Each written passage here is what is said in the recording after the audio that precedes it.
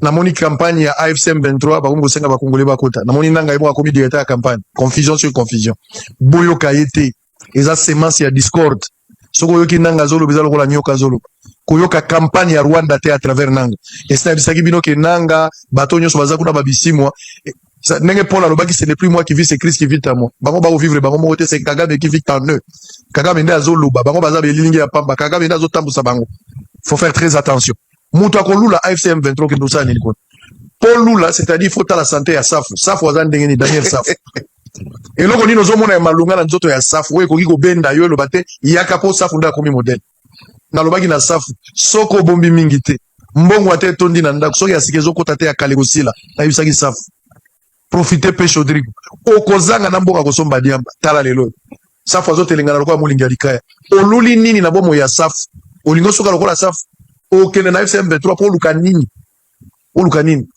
azalaka kaka sportif asalaka mukumbusu na santé wana sportif ango ya mukumbusu ya safu ezaka na santé wana safu akotante na nini posa nini kumatona nzoto pokota na AFC eloko nini yoko tika nzambe pona da satan otiki république wezo représenter nzambe oyo na rébellion azo représenter satan obungisa kondima na yo bakotante na nini yo mwana na moto live sem 23 bozana droite ya kosala adhésion kuna il y a rien bato bako souffrir même bango bato bazana kati bazoluka de tiyo nini ya kozonga na mboka bazoluka li dusu nini bakolimbisa masumu na bango peuple congolais bundela mboka na yo ba effort tozo sala lelo eza pour la génération future lelo sengeli to telema lelo sengeli to bundela tokoki ko telema te na lobaki lorsque le pays est agressé on ne défend pas un régime ba défendre la patrie mboka ezali touché mboka ezali agressé pas question de protéger un groupe de gens nous défendons la patrie à n'importe quel prix de sacrifice suprême il faut que ça l'aille et le batata limo ba sangani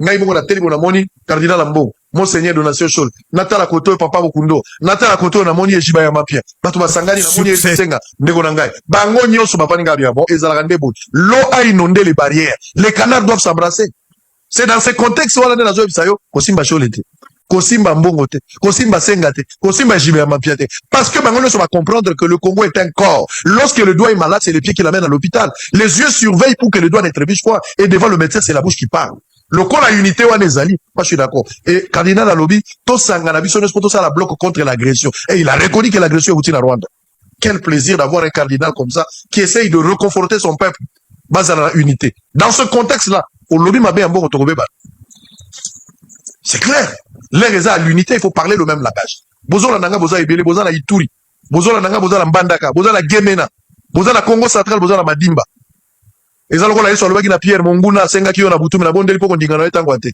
kolanda campagne ya safute na ya batonyo so bazana bango ils n'ont rien de bon bazo benga bino po bokufa bazo benga bino po bonyokwama bani bakotsa bino na buumbu ozonga lisuna lidusu nzela o barata yo na liwo kozonga malami bale M23 za na souvenir nini ya malamu bibembe na sena mort bato bakufi bana batikali bitike batata babuzingisi basi ba famille komi séparé bato bele ba faire na makobe eloko nini yo kozwa kuna bundela mboka na yo Dieu ne bénira jamais Israël en dehors de sa patrie mboka nde ya yo yango pesa nyonso kopesa pour protéger ton pays kufa na honneur olobi na kufi pona mboka na ngai kokufa liwa ya pamba te ya motu rouge o melako sali mélange oke kufa pona mboka na yo biloko ya ba jeune bele bazokufela kawa mutasali ba mélange amidie biki VSK ba ko kuteka kote ba koteleke ba bumie na butu mais atiki ata lettre te pour lo bagina melaki mélange ba monyo sote na kufi lokola papa mba kufangi na scène papa mba kufi na lokumu azoyeba e kufi no bimela wala yo to kanzo kufi pona mboka kufi nde mabe oza mutu meme bembe bakota la bokufa pona mboka na bino boke ndo kufa baliwa pamba te ya kununa boke ndo kufa po salaki mélange ya mutu rouge osangisi na miel ozu ya korochi wana baliwa ya mabe baliwa ya soni kufa pona mboka na yo bato pour ton pays c'est pour sauver l'avenir de ce pays et de tes enfants aussi nanda kwa nganga bangana besoin visa te soko zui décision na tongo kende na pokwa tango na bandako bundane bandeli ozaka ba téléspectateurs bo pekisanga na continuer molende na ngangolo nzambe kope simbi mondo komisko philosophe oluko iba place makambo simbami ka nzambe te obundisanga to obunda na vieye moko nyoko ya Moïse atelemia ya pharaon yo pusana te 1 sur 1 million chef de poste nzamba za ngambo na biso kope zo continuer sia bokoka on azolo bango par la révélation et par des informations sûres. Pratique négative, lelo na Congo. Ba bebele ba simbi mbongo bazota mona mituka e consort, bazosala la pratique wana. Donc tambo lali 0R abaluki na simanda kunae apepi pena nien. Ezana degré par degré, quantité par quantité. Net Israël azana na niveau à demi kilo. sera continuer comme un kilo moko. Donc il envoûte Maman Niakero, il envoûte Félix. Après le régime de Félix, biloko ane ke koya bomu na Israël mutomba kobunga. Akobunga, aliaka niei. Et encore avant ça, Israël mutombo se retrouve à Livulu, azamona Livulu. Azamona Livulu. Ouais, niei commune de Siko mais abandaki na mort. À partir de Livulu. N'a pas un exemple, bah soutien à Werason. Parce que la musique congolaise, ou dans l'ensemble, à travers le monde, est métaphysique. Si déjà Wera, a bandi succès na bah soutien wana. Hein? Wenge, Luvutulambonga wenge. Luvutulambonga ya Serge Kasanda, oh ya, Luvutulambonga. Toto, Jiba sali Titanic, Wera sali intervention rapide. Mais Wera bimana sili, abimana soutien na basango. Wera za sango. Ye Israël muto za sango, aza branamis. Abi Valera Chapelete. Ataka cardinal ambongo afinga cardinal ambongo afinga kashole koma yom to lataka sultana basango ozana respect na cardinal ayebi mama Maria ataka chapelet baza bato basimbi biloko na moni sultani wana waka bakri na wana plateau maboko likolo wera pa bwaka maboko likolo awenge vutula mbonga wenge lelo ya meme na media maboko likolo ce sont des fétiches. Israël mutomba bandi koteka akotsa soda nyoso aka lufungula kanko kola yebisi ayebi grand vendeur ya chanvre yemta sokotsa bangi na kanko kolona ka lufungula. C'est là où il va se faire des relations avec des officiers militaires, c'est là où on va l'intégrer dans le système ya renseignement ya ANR. Il a sacrifié beaucoup de gens là-dessus. Sali Titanic, wera sali intervention rapide, mais wera bimana sili, abimana soutana basango. Wera za sango.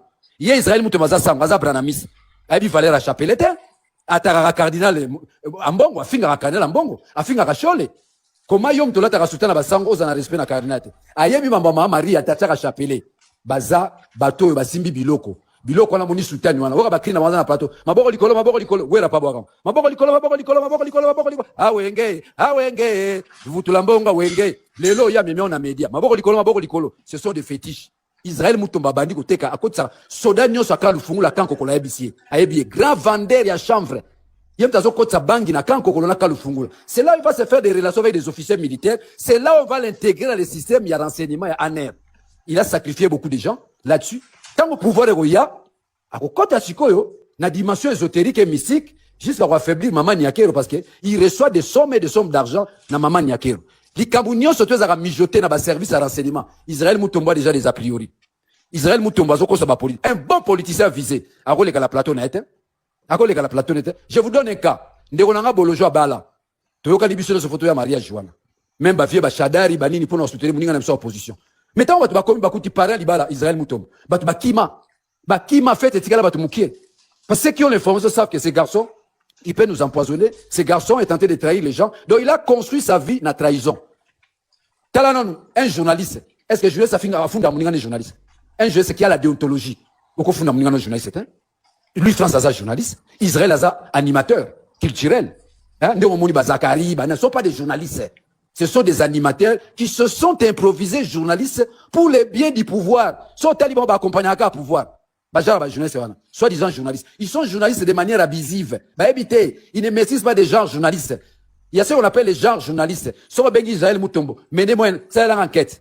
C'est l'interview. Ce sont des genres. Mais Robin Moza, investigateur. Investigateur par rapport à Anne. Oui. Abusivement. Journaliste d'investigation, parce que la plupart des gens non, ça journaliste d'investigation, ça va bazo pesa na aner, bazo pesa na demiap et consort, ba pesa raï. Yo mona, talap, il accède l'information na façon moro o ba miningam su ba accéder na ngote. Ba ningam su so yo kilika bote, batangi bata M23, balobi Roger nani Claude Mbaya, nani Azana M23, oh Kabila zo collaborer et consort. Non. Soko wakangio na bisika wana mutalibo so pese foncer Israël Mutombo. Soki balingi baba menace tala mikolo na leka na ba live, on utilise Israël Mutombo. Oh, bolanda Daniel Safou Daniel Safou, tala nga komi, tala centaine komi, oh, centaine nga salio nani. Donc tout ça c'est pour affaiblir l'opinion, ce sont les gens au pouvoir za se servir na bango. Ndenge bon, que Dieu me pardonne paix à son âme. Ngala mona ke Lushima Nzate. Na benga ke bon, nga benga Israël Mutombo te. Même des marches avec Lushima Nzate. Na régime Kabila, mais Lushima Nzate est parti où? C'est le même pouvoir au balikidae. Ba boma yo boma. Ba bengi na baluba na hôtel du fleuve. Donc mouto azo servir ba empoisonner. Papa Mike, c'est moi qui dénonce que Tchala Moine ba bomier na pouvoir à place. Et ça m'a créé des problèmes. Un peu plus tard, Dichosoir ya révélant. Mais avant Dichosoir, nga déjà na révélant rango zake ba bomi Tchala Moine. Hein? Moni Tchala Moine nzembo emba oza mabe, okende musikate, ozali escroc, ingratitude. Baboma ye ko boma chalamwana. Et il y a des choses, je ne saurais pas dire, c'est des choses qui a étayé d'autres histoires. Merci. Juste à violer. Merci, maman Kento. Violer. Hein? Il y a violer maman, chalamwana, on m'a dit maman nabiso. Je dis non, maman chalamwana, excusez-moi. Juste à utiliser, on va violer. Hein? Ba pecho bakangi oyo, nani, maîtrisable. Onokomba. Papi Mawezi. Juro ozoba pecho no kamo. C'est-à-dire que tant bazio papa Mike, bazio mutazum, azui misapi. Azui misapi. Oyo bango. Ba introduire misapi na Nice. Donc misapi ba condition ba faiblir yo balamoko. Oko suba balamoko, ils le font. Pourquoi ce genre de choses? Pourquoi Félix a reçu la biloko bongo? Bazana bureau mo na salle de martyrs wala. Kovo ingila. Vous prêtez pas attention, un député honoraire. Banda ba kangaye tilelo Kovo ingila. Kovo ingila. On n'en parle même pas. Ngoy Mulunda, on n'en parle même pas. Chadari, Baobé Mina, on n'en parle même pas. Peuple, et là, maman, c'est que le peuple congolais doit retenir Israël Mutombo, Aza fétichère, Aliaka Nien. On rappelle ça faux. On rappelle ça faux. Na rappelle Sabino Kamoko, batu tout bazola nangaye. Je pose le problème et j'ai même ma main à couper. Personne ne va me contredire. Jean-Marc Abound condamné à 7 ans de prison. Après avoir dénoncé le détournement, il y a Bambongo, Maramobele, les secteurs miniers, fonctionnalité, n'est-ce pas? Il y a régime à Félix, n'a pas vol à ciel ouvert.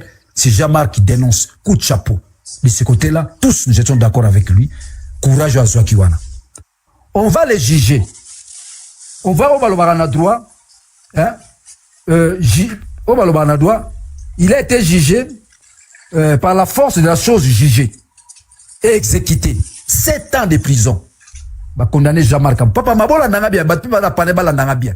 7 ans condamné. Cela a pris la force de la chose jugée. Et cela a été exécuté à côté prison. Dans le langage juridique ou dans les jargons du droit. 7 ans. Alors, pour la moutobi ma prison, tu vas condamner bon, nenga pe ba condamner rangai na Matadi, na prison Matadi. Dans la logique du droit, il y a 2 choses. Soit vous êtes gracié, permettez-moi la tautologie, par la grâce présidentielle, premier point. Deuxième point, soit vous introduisez ce qu'on appelle un recours, révision.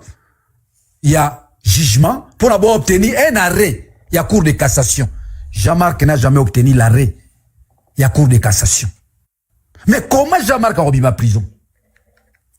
Donc c'est un prisonnier au Azotambola, à la déclaration, à Bujumbura, c'est inacceptable. Dans quelle justice?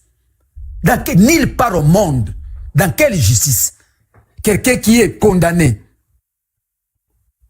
jugé, condamné, par la force de la chose jugée, exécuté, à côté de prison. Alors posons-nous la question, Papa Maï. Quel est le statut de Jean-Marc Abound? Son statut, c'est quoi son statut? C'est un prisonnier ou c'est un homme libre? Sur le plan juridique, moi je crois que c'est un prisonnier. Parce qu'il n'y a ni grâce présidentielle, où il a été gracié, il n'y a ni un arrêt rendu de la Cour de cassation qui sous-tend la révision, n'est-ce pas, de son procès. On n'a jamais révisé son procès. Donc, Abima Ndengenini, Abima Rapoaza Moulouba. Rapoaza Moulouba, entre Bango conflit na Moulouba, Moaza président, Abimisi Ndegone Moulouba. C'est grave avec la justice. Et quand Félix dit que justice n'a pas recouvert, mais c'est grave, il y a une justice. Parce qu'il y a des gens au bazar en prison qui ont été condamnés. Nengemona Jean-Marc Abound, qui le bazar en prison.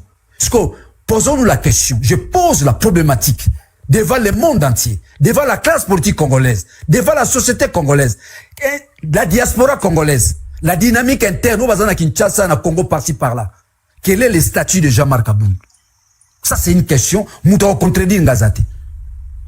Moutao contredire Ngazate, je mets tout le monde KO. Aucun juriste, aucun intellectuel, personne de Jean-Marc Abound, son statut, Aza Moulouba. Mouningane Moulouba Bimissié.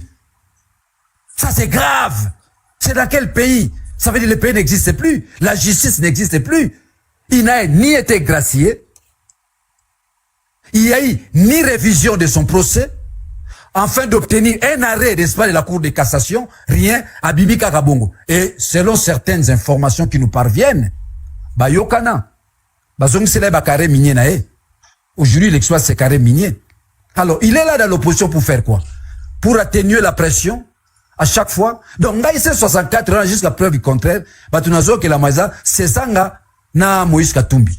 Que Moïse Katumbi a bimanacé 64 ans, a mené opposition à Yemoko. Parce que la personne qui nous garantit, oh, bah, qui corrompt peut-être à Félix, c'est ça Moïse Katumbi.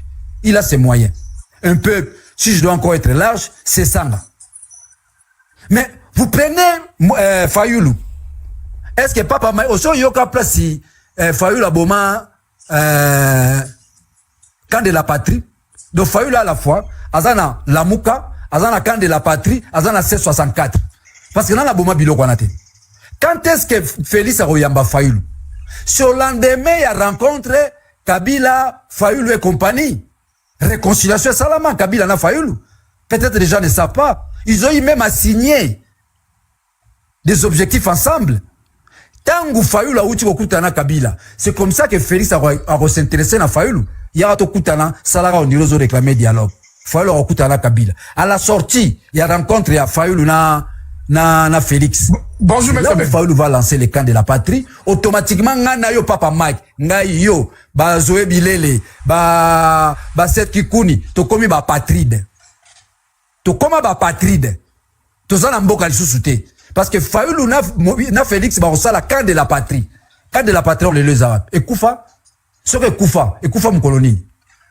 Est-ce que Fayoulou a s'abîma officiellement, que non, Tobomi camp de la patrie, parce qu'aujourd'hui il s'agit de 1664. Ou soit à l'Amguina Tongo, Tobomi Lamouka, parce qu'il s'agit de 1664. À lui seul, Azana 1664, Azana Lamouka, Azana camp de la patrie. Donc, même Fayoulou ne nous inspire pas confiance. Prenez le langage, le langage à Fayoulou. Wittgenstein, philosophe allemand, spécialiste de philosophie du langage. Il dit, l'homme se dévoile par les langages. Le langage, c'est l'épiphanie de l'homme. On peut définir l'homme par son langage. Quel est le langage de Fayoulou aujourd'hui? N'est-ce pas que chaque juge s'attaque à Kabila? Chaque juge s'attaque aux rebelles, M23, M23. Donc il a le même langage avec Félix. D'où on peut douter de Fayoulou. C'est mon frère, hein, de la province de Léopoldville, hein, pour l'embord le logo tribalisme, hein, na tribalisme. Félix nous a divisés. Il a divisé les peuples. C'est mon frère. Mais au nom de l'objectivité, au nom de l'idéal, au nom de la vérité, comme disent les latinistes, quid, la tête apparaît vite. Toute vérité cachée finira toujours par triompher. Et on a zolobela. Mais ce token a nenga ba entraille ancestral. Hein? Na zolobela fa lutter parce que mpangi plus mpangi égal mpangi. Mais na zo dénoncer. Donc ça veut dire que Félix na 1664, il a Fayoulou, il a Jean-Marc Kabound. Donc bato to tika na mo espoir na merci maman la princesse. C'est Sanga na Moïse Katumbi. Et je demande à ces Sanga de quitter ces 64. Et je demande à Moïse Katumbi de quitter ces 64, à mener opposition comme leader. Parce que Moïse Katumbi, c'est un leader. Il suffit seulement de mettre des canaux rationnels. Mais honorable, honorable, tout le monde quand même, c'est son cabaret, un combat mort déterminé, tout le monde a balabala, affronter la force de l'ordre. Non, là c'est l'impression. Oyebi babengango na nini, l'abbé Santé dit. Qui fit le recteur à l'université catholique. Abbé Santé d'Abengango, c'est une démarche mystico-gazeuse. On dit sauf li coca. Gaz et bimière, et kiti nango yango wana. De 1664, pour la batouba retenir yango bien, une démarche mystico-gazeuse. Sauf li coca. Moi, sauf li coca, papa Mike. Gaz et bimi. Moi, minute mouke gaz yango sili nango.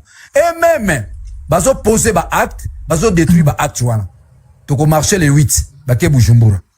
Ils ont sur les 8 et comme il est 22. Lorsque tu te contredis avec ton langage, lorsque tu te contredis avec tes propos, on peut déduire les alliés.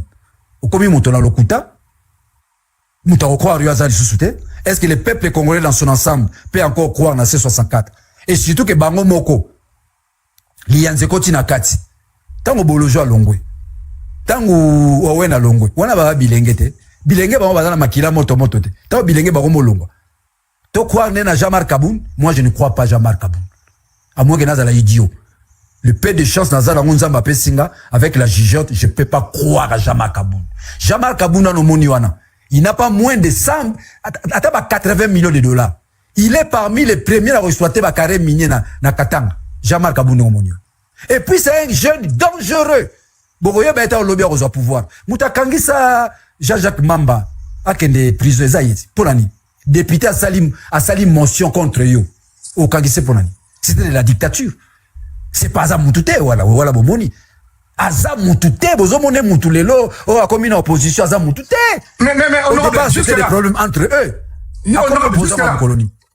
Pardon, papa Mike, Nassisa. Ngai na pèse, na tchaba to en défi na panel oyo. Batu ba démontrer ngai, Jean-Marc Aboun, statut à Jean-Marc Aboun des années. Prisonnier ou un homme libre. Jusqu'à preuve du contraire, na argumentaire na tché à place, Jean-Marc Aboun, Azana statut à prisonnier. À ce cas, homme libre. Donc, parce que Moulouba, parce que Tshisekedi veut faire de Jean-Marc Aboun pionnier au sein de l'opposition. Et je lance un appel, dans le cadre ensemble. Je lance un appel à Moïse Katumbi, tout en étant un leader, qu'il puisse sortir, n'est-ce pas, dans C64, à évoluer dans sa singularité ontologique. On tosse. Il peut encore faire mieux. Mais honorable, la question vaut son présent d'or. Jean-Marc Aboun, vraiment, explication qui est claire. Maintenant, qu'est-ce que sa présence dérange dans ces 64? Mais il fait le jeu du pouvoir. Jean-Marc Aboun a plaisé dans ces 64 pour peut-être désorienter pour Mbawana.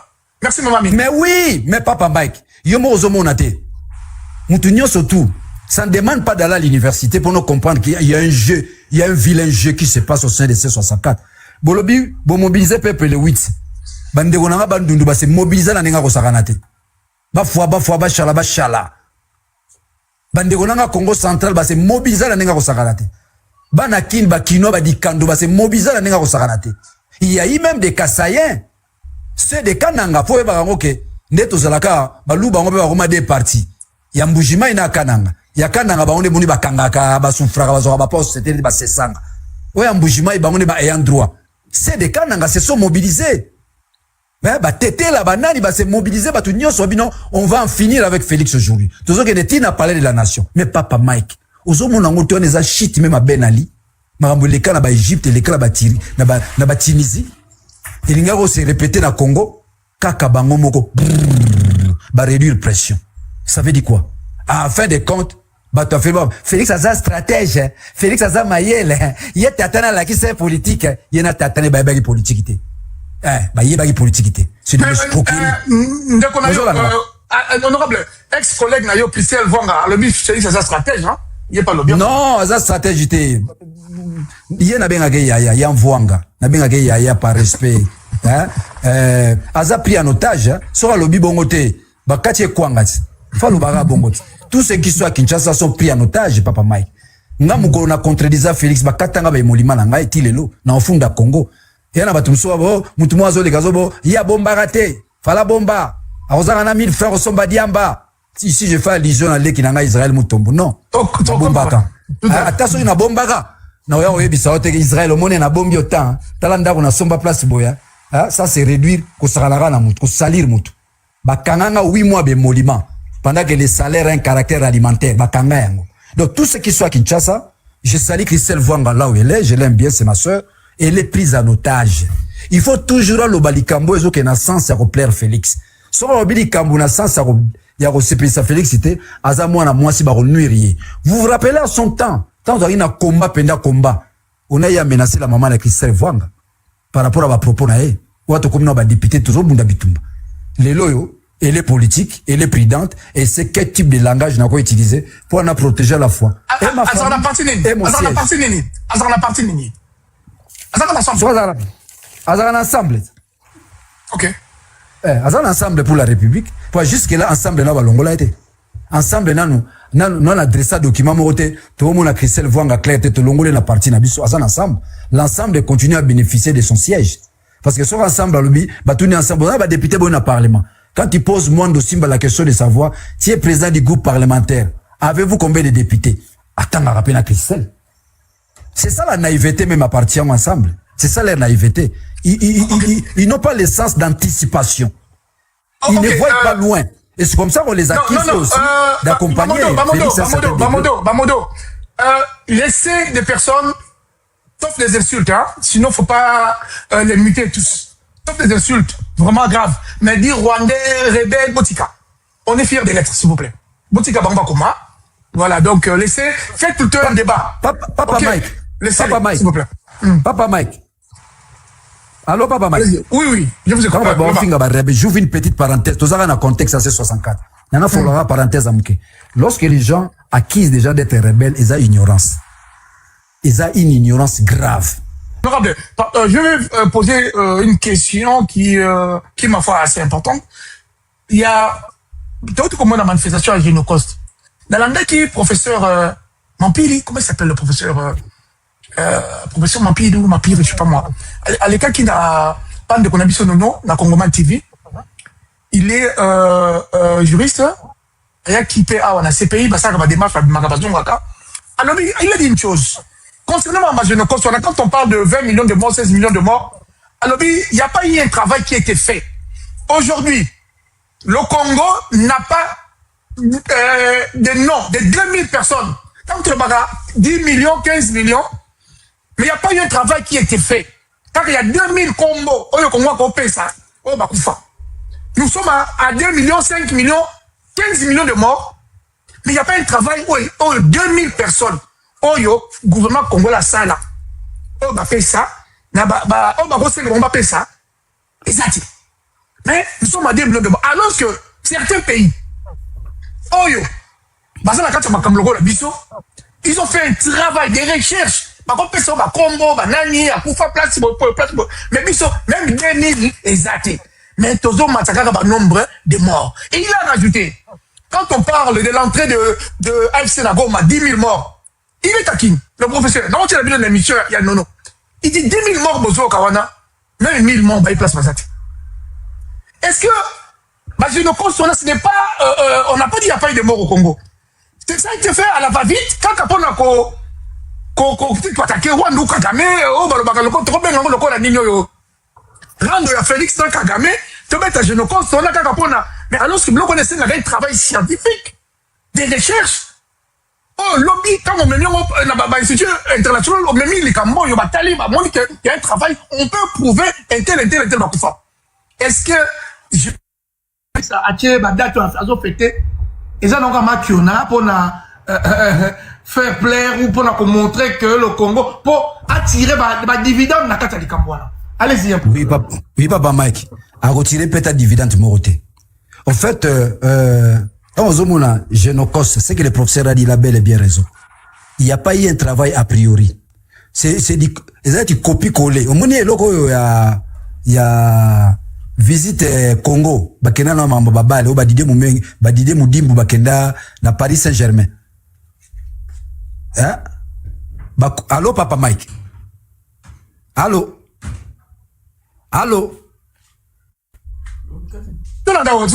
Mais mon Dieu, aux Hollandais, il y a un lingaraton dans Zoluba. Parce que ça va. Mon éloro to sala visite Congo. Oh, Moudimbu, ministre sport, qui n'a pas Rambon à Paris Saint-Germain. Et ça va copier Colette. C'est que le Rwanda fait, va copier Rwanda. Et ça ne fait moroter parce que Yemoro Félix a détruit Zango, des marches. Il y a pas eu des a priori scientifiques. Il n'y a pas eu une intelligence mise en place. Honte pour la diaspora congolaise. Parce qu'il faut reconnaître le Félix, il se sert du cerveau de la diaspora. Na cerveau bandekone baluba. Et ça Sony et l'axi le que baluba maye les amoukier. J'ai dit balubo baza ba teneur. Ba teneur et à régime. Parce que Félix a zo dirigé Mboka. Elle est la diaspora kasayen et la diaspora ya bambujima na bakanangana. Donc, il n'y a aucune intelligence dans son régime. Il n'y a pas eu d'a priori scientifique de va accompagner les génocostes. Yemoro Félix, il parle, n'est-ce pas, avant génocostes, il parlait, n'est-ce pas, des dégâts collatéraux. C'est là où il détruit même les génocostes. Bah, dégâts collatéraux. Ce que génocostes, moi, t'as la soni, n'a pas zala. Son moni, bah, n'a pas de seka, abisso na mukid. Au moins, la Jean-Pierre Mbemba, la latifes, n'a pas entendu kangena katkata makolo. Afin diwara. Mais il y a des mouta génocostes, penati.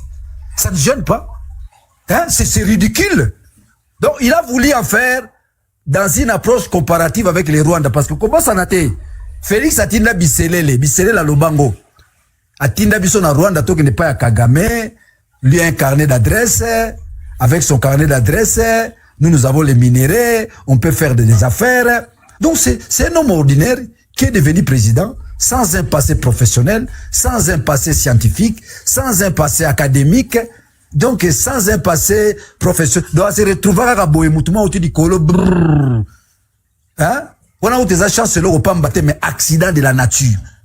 À se retrouver wana. Alors, azo sala biloko kibudi na bande kone. So bafandi, tope wa beyu. You monite tu ku zo makambo wana Genocost. Ils ont un impact de mon côté. Ça n'a aucun impact ni sur le plan national ni sur le plan mondial. Et d'ailleurs, les gens se moquent de lui pour plaire à Kagame. Papa Mike, le long bateau bazo balikamba discours oyo Rwanda. Félix devient président grâce à Kagame. Hein. C'est Kagame qui fait de lui président. Le jour Kagame a voulu faire sursoir la publication des élections. À l'époque, il était président à l'Union africaine pour Batou. Faut te rappeler Batou, histoire. Félix, ils ont dépêché les gens au Rwanda. Au Talakaka, Toropeso Or, Yusa partenaire fiable, vous êtes un frère. Tout ce qui s'est passé, Rwanda, Ouganda, ce sont des dégâts collatéraux. Toi, tu as les carnets d'adresse. Toi, tu as l'expérience. En tout cas, nous sommes africains. Les terres que vous voyez aujourd'hui, Lobi, Torobu, Torobundelango, le sous-souté, Torosang Samabele, Nabissoni, on sort. Un escroc. Et aujourd'hui, il ne reconnaît pas tout cela. Et ces acolytes qui sont louba, qui sont kassaïens, dans les banditismes à langage, dans les banditismes comportemental, bazo accompagner mon métier. Nalandi speech à Jean-Claude Mvwemba na Stani Boujakira. Nalandi nani Carbone Beni. Tobunda bitumba naye contre Kabila. Aujourd'hui bazo ko obulisa Félix Polani. Je paraphrase Jean-Jacques Mamba. Tout celui qui soutient Félix aujourd'hui, c'est un criminel, c'est un irrationnel, c'est un bandit, scientifique et intellectuel. Tout celui qui soutient Félix. Dans la bouzo bezo ça manaba panel. Ba TikTokers, ils font l'objet à régime. Ba TikTokers qui n'ont aucun fondement, ni sociologique, ni anthropologique, qui n'ont aucune notion historico-politique yamboka. Ils se sont improvisés TikTokers et les lois ils ont impliqué bango dans la démarche même du pays. Mais papa Mike n'a pas nabi. Félix Azome Mamboka wapi. Quel niveau d'idiotie. Jusqu'à construire le paradigme de l'idiotie. Hein? L'idiotie. Quand vous êtes tout dans la question, quel est l'avenir à C64? Il n'a pas d'avenir. Est-ce que vous êtes sûr aujourd'hui C64 peut mobiliser la foule? Je peux encore compter sur Bolojoa, je peux encore compter sur Owen, je peux encore compter sur Mike Mukebai, je peux encore compter sur Sesanga, je peux encore compter sur ces gens-là. J'ai le droit de compter sur ces gens-là. Mais n'a pas sur ma élément, ce que j'appelle les élémentaux d'ordre comportemental. Il y a pas politique qui va constituer C64, Fayoulou, Jean-Marc Kaboun. Et ce qu'on t'a dit, va se précipiter comme leader majeur, il y a structure, wana. Donc, Genocost Moniona, Félix en a détruit par son argumentaire. Rappelez-vous, à son temps, quand Félix a dit que ce sont des dégâts collatéraux, bateau tout bakoufana, batouana tout baza contre Félix. Yango monier, régime ne zo fonctionné. Ba on voutaka chaque jour. Ba on est exposé bu zoba ne balaxi que président Tozana aza zoba, qu'on se le dise papa Mike. On a pris le temps de caresser les gens. Félix aza zoba, azo diriger mboka na bu zobologie. Zobologie, beaucoup inacceptable. Ni Kasavubu, ni Mobutu, ni Kabila, ni personne, ni politique ya Congo. Na comprendre le papa na manero salate. Soto tigara papa na la premier ministre, tu vois tout le monde a buzoba. Donc bazana bon bata buzoba. Lorsque quelqu'un sait le tribalisme papa Mike eza virus. Ozobo bisomboka. Le Congo ne peut en aucun cas se développer sans ba Congo, sans ba Swahili, sans ba Luba. Dans la configuration structurelle à Congo, photos de la Liboke. Yamou Mobutu Abanoro Batatabo Moko, Mamabo Moko. Et j'en profite. Na mettre bat en garde. Nazota la bazo attaquer Paulette qui monte. Boza ba hypocrite. Hein? Oh. Bande on a mis à Loubaton ba dénoncer Arabolo Baraté. Pero Louara dénonce les Kassins tous les jours. Bibi Kapinga dénonce les Kassins tous les jours. Paulette qui monte à dénoncer Bobimisi Maseke bo attaquer. Boke banabinoa. Bino bo luka guerre civile. Paulette qui monte à Zamta Léopoldville. Aza za Congo. Bolu gato katana na bino ndambu. Bo sakana, buzoba bo sali déjà to toléré bino. Bo boke na buzoba, boke na manipulation na bino, bande on a bino ba luba so ba dénoncer bino bo sala ga loroté. So moni mutaba ndundu, mutaba Congo dénoncer bo télémélier, tribalisme, Paulette qui mutu tcha le soutien ya grand maestro Daniel Safu. Tcha le soutien ba ndekona bandundu. Tcha le soutien biso ba Congo Paulette qui mutu. Et so bazo continuer ko sakana na biso na bango. Toko kata na ndambu. Moti ko sakana na batudi. Le mbujima le kata ngane pa Kinshasa. Kinshasa c'est pour les Congo. C'est pour les Congo. Pour Babino. Hein? Dis, ça c'est quoi? Hein? Pero chaque jour, azo dénoncer bino baluba bokosuka mabe, bibika pinga. Botele melaka bango. Et ce que vous monnaie colon mususu, Paulette qui monte à tribaliste, Paulette qui monte à boya, Paulette qui monte à célibataire. Alors biso va ndegone tozoka sepila. Fini ce genre de choses. À chaque fois que vous allez vous attaquer dans za Congo, tu attaquer bino. Et c'est comme ça que les cardinals, la SEMCO a constaté que nous allons vers une guerre civile. Bino ne vous à la base à guerre civile. Et surtout que la guerre civile, bino ne vous couffe belé pour biso za majoritaire. Surtout saliba calcul, za Congo to se retrouver 4 contre Muluba moko. Merci honorable. Merci honorable. Merci honorable. Merci honorable.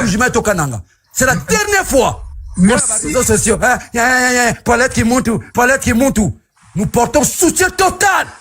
Nous les à Congo. On a vu ça moi aussi Paulette qui monte. Merci. Merci honorable. Merci. Voilà, honorable, maintenant nous allons aborder un sujet assez sensible. Mais papa Mike, est-ce que vous êtes sûr que nous avons vidé la substance et le contenu à C64? Oui, vous êtes convaincu? Je suis convaincu. Et vous êtes convaincu dans l'argumentaire on a tient en place Jean-Marc Abound? Na Fayoulou? Tu vas convaincu. Fayoulou, parce que si on dit Fayoulou continue à s'attaquer à Kabila. Fayoulou a du poids. Pour Félix Aya Abengaye. Tant qu'on a Kabila. Où est passé l'accord au Basinana Kabila? Honorable, Tokozonga, na dialogue, na souka, parce qu'il faut, quel genre de dialogue on va proposer, malgré Bazos de la Félix, la Félix a signé papier, l'ordonnance de Félix. Parlez un élément important. Un élément important, très important. Félix a libéré 15 prisonniers. Tokozonga, ils ont un dialogue. Merci. Voilà, merci beaucoup. Voilà, donc, toye na sujet oyo, y a Israël Mutombo. À part toi, na landi, ndekonanga Fabien Kouswanika, on a zopé ça, le sako mingi, faut se le dire, na diaspora awa, journaliste numéro 1, c'est Fabien Kouswanika. Moutaleki Azate, le seul journaliste à Kenya, aux États-Unis, à ça la plaît, à Tondi Sabaren, à tout, à que présenter l'émission. Pas bien ça l'émission des États-Unis, la France. Donc, à quelle caméra, la personne va tiquer, va continuer dans Fabien. En tout cas, Fabien, respect. Fabien est revenu sur les mêmes propos concernant Israël Mutombo. Pourquoi je parle de Fabien? Parce que, il y a ma révélation, ma révélation, on a cadre de la jalousie. Mais, merci beaucoup. Mais Fabien Poussouani Capé a ça les mêmes lectures. Alors, Fabien, plutôt, honorable Safou, avant, tant qu'on a un dossier, et même si pas, ils ont mis un dossier à Vali, paix à son âme, parce que, sorti d'ailleurs, et ça livre vraiment un tabac sur les réseaux, parce que, on est tué presque à 300 000 ou plus de vues en une journée. Ma question est de savoir, qui est, avant ton quota, na Makamba Vali, oh, mais biso pas Israël Mutombo. Qui est Israël Mutombo? Est-ce que là nous, Mutoyo, entre parenthèses Sango? Et première question d'abord, avant de répondre, on a un problème dans Israël Mutombo. Est-ce que c'est un compte, Zarando, il y a jaloux naïe, yango wana, obimisaki, bah, c'est très spirituel. Il y a des Israël Mutombo. Allez-y. N'appelle si un bon émotion dans la politique.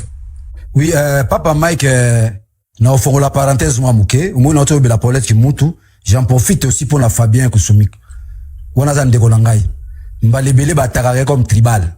Donc dès na lobby pour la Paulette qui mutu, ndepé na lobby pour la Fabien Koussoumik. Il est intouchable. À chaque fois ba retoucher Fabien Koussoumik quoi, biso ba ndeko na Léopold Vito kwa agir. Coup sur coup. Muluba ufingaka ba relakiso pende biso to fingaka. Bangwashi na munu, bampangi ya main. Honorable, bon. un instant, s'il vous plaît. Une pause. Chers amis, il faut tapoter qui n'a 50 000 télé live. Nous devons protéger nos lives. On subit beaucoup d'attaques. C'est grâce à vous pour protéger life. Je ne vous demande pas grand chose, je vous demande de tapoter. Vous tapotez sur moi, sur là où je suis, c'est là où vous devez tapoter, s'il vous plaît. Oui, donc, comme on a 50 000, peut permettre Bisso, tout maintenant 100 000 et permettre de protéger life. Tozanaba attaque bien life et kilo. On rentre dans on va bien en zone de turbulence. Un dossier sérieux. Les vérités vont être dites. Vous aurez des exclusivités. Bon, vous allez informer. Bon, qui tapoter, chers amis, honorable Azo l'information. Honorable Safou, on y va. Donc, na fourrure en parenthèse, pour nous protéger Bandeko Nangaï, Fabien Koussoumi, quoi, na Paulette Kimutu. Oyo Pero Louara Lobara pour na Baluba. Oyo Bibi Kapinga Lobara pour na Baluba. Je crois que c'est le 1/10 au Fabien Koussoumi Kalobaka, na Oyo Paulette Kimutu Lobi. Pourquoi on s'arrête na Batu? Donc, Bilo Bazana Bandeko Baluba Baro Loba Bango. Mutumsu sur Lobi pour na Congo, le Bandeko Finga, Bandeko Téléma. Donc, Fabien Koussoumi, continue ton travail. Vous avez la protection totale. Il y a province de Léopoldville. Et je vous informe, et nous sommes organisés, jamais tous organisés à Bongo, la province de Léopoldville. Tous osés là. Ce qui fait, nazo kanga parenthèse, papa Mike. C'est pas du tribalisme, ça. Honorable. Bon, la réaction na biso. Honorable, c'est parenthèse. Na yé qu'on a question, papa Mike. Na yé na question na yo. Tous osés là. D'ailleurs, biso, tous osés nga. Félix a changé constitution. Amona mnaba ndundumba Congo Kinshasa. Ça a changé na 8 heures. Na 10 heures, à monument de chète, mais na kia. Tolongo na Congo. Allez, on y va. Ok. Bon. Je viens maintenant. Papa Mike, avant que je sois député, Israël Moutomba la campagne ba voter ngate. Il avait comme langage na fingi baluba. Na pouvoir ba on a les cas député. Na force ya province de Léopoldville. Na force à province de Léopoldville. Ngaba, Lemba, Matete qui s'en. Honorable, un instant. Nous n'aimerons pas que intervention va peut-être ma propos, monsieur Zala, vu comme du tribalisme, parce que tout ça, on a besoin. Merci beaucoup, papa Mike. Mais bon, photo qui est là-bas, bon, merci beaucoup, Mengai, option Nanga Zapena Bongo. Nana Tandi Susute. Nana Tante, papa Mike. M'kolokete na osala cop na Mbujimai. Ok. Des cop na Mbujimai. Qui est Israël Moutou? Bangonde ba na mboka langai. So ke na lufu baza plein. Bon, na yesiko. Ngane na robengana ka bango ba obengana ngate. Lobi tosi pouvoir na kiti na bako na bengani ba on la louf. Na bengani ba on na boma na bengani on na matadi. Ba bengana ngate. Alors je reviens maintenant papa Mike. Nazo répondre au Kenaza ni jaloux ni na haine à Israël Moutonga ndo simba mbongo avaye. Na ndo soma lupango avaye. Merci maman Isaro. Yé azoa na ndaku na ngai, ngana binda kunete. Il venait trouver une maison double salon kiti bani nazo na ndaku na ngai. Avant campagne comme député, Israël Moutombo s'attaquait à moi. Na sala game mission moko boye où j'avais même dit à l'époque, so bazo continuer autour zonga na bane 59, 58. Bazwango afingi baluba basala campagne bo voter te batu ba voter votanga na niveau moko inacceptable. C'est pour dire Kinshasa ya bête moche na koleka député. Papa Mike landa ba information 5 ans d'Iran na député Israël Moutomba finga anga tout à l'état député na ba immunité na ngai baninga na ba député ba conseiller ngai ko landa ete bazotinda na répondaka ete Israël Moutomba leka na télévision bi akozanga na 1000 frères osomba diamba abomba kite de songa na bomba ifuna benga Israël Moutombo tala continent. Moi j'ai des enfants bana nanga moi na moko tazo examen d'état na C à 70%. Mes enfants moi c'est pour dire que je dis que mes enfants bien et puis bana nangai batanga na école de référence bango nyoso basisi na collège na Kinshasa wana mes enfants moi donc bana nanga ba mayele koleka na Israël Moutombo de nazana eni na été na tikala ko répondre était papa Mike pour la première fois na répondre Israël Moutombo na beti record na ba panelo sur au territoire na 300 000 vies l'espace à 3 jours 300 000 vies faut à Daniel Safwa yinkisi magie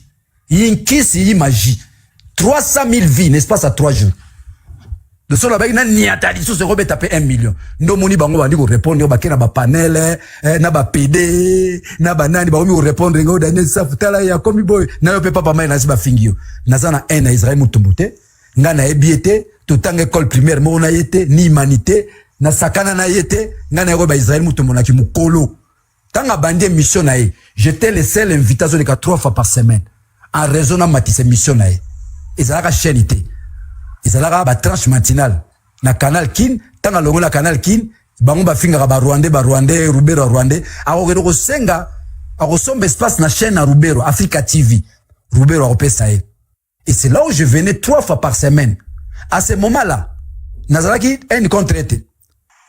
Lui a reçu mission. Moutoutou a s'attaquer na régime à Félix. Moutoutou a s'attaquer na pouvoir à Félix.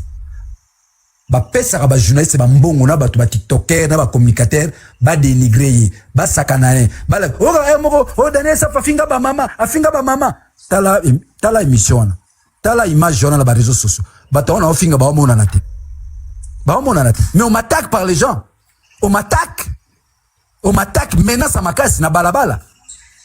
Et moi, quand je réagis, bah, katara partir. Batonga la zolo, bazo monanati. Ça veut dire qu'on cherche à vous salir, à vous dénigrer dans l'opinion. Parce que le combat politique, papa, il faut bango, ils ont une opinion.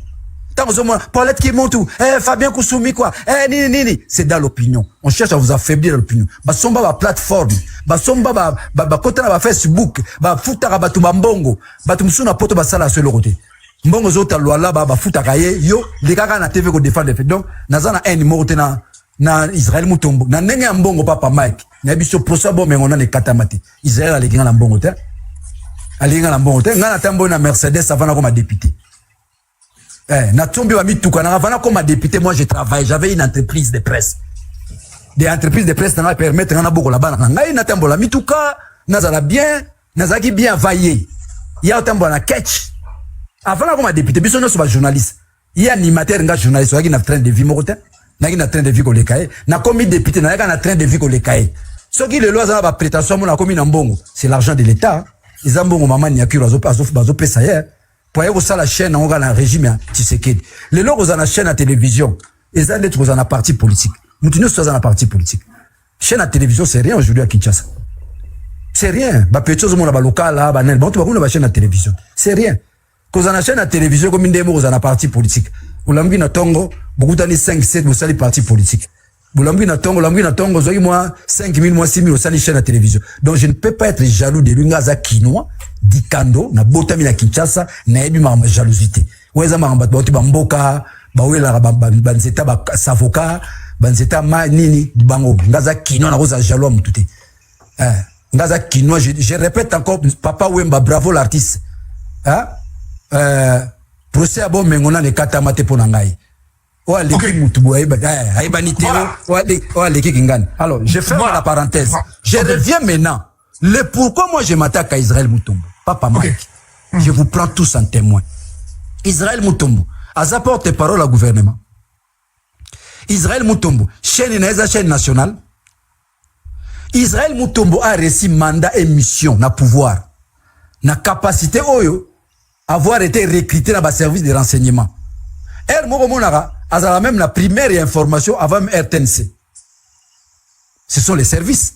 A la primaire information avant RTNC qui est la chaîne nationale. Honorable, Ndeti Makambu, il y a Excellence, chef d'État à JKK.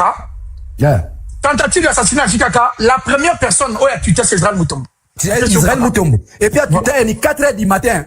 Donc il avait déjà l'information que Bazobo ma JKK. Na drone. Et tant que Daniel Safa Koufa, Daniel Safa Koufi, Daniel Safa n'a commis, il y avait déjà un plan.